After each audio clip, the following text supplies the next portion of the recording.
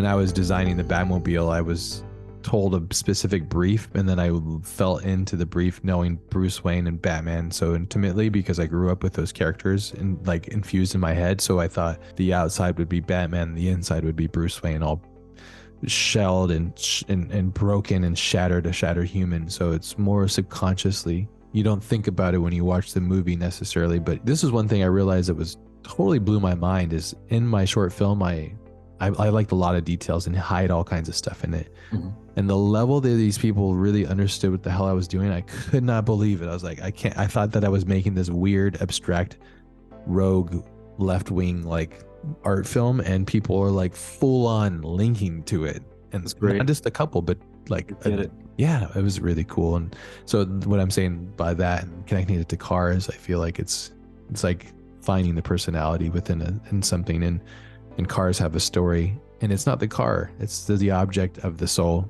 of the person.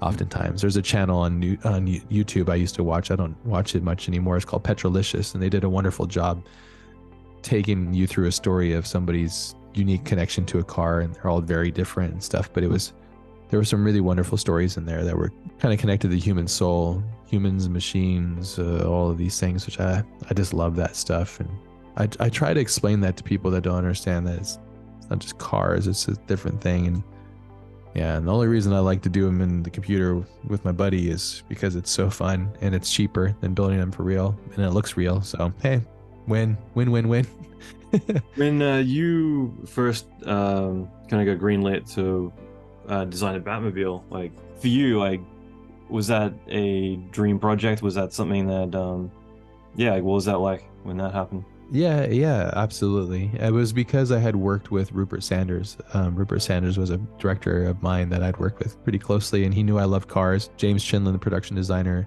that worked with Matt Reeves on the Batman, was searching for an artist, designer, conceptual artist that loved cars, and that was me. And then he had worked and hired a couple other designers, and then I went out to him, and I went out to Warner Brothers to meet him in person, and I looked him in the eyes after he showed me the brief, and I said, I'm here in this planet, this time, this is my destiny. I'm going to design this car. And that is it.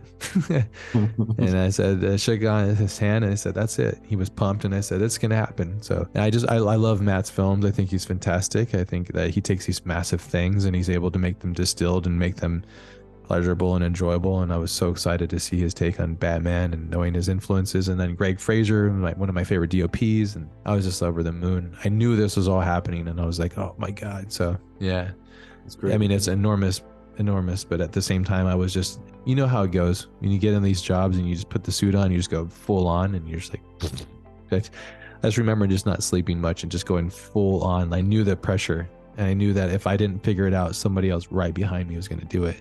So I needed to get it solved as fast as possible. And ultimately, as you know, it's like you need to win the client's heart and their emotions. As soon as you do that, and it was one top render looking down, and the engine was exposed, and it had this red light on it. And Matt viscerally responded to that.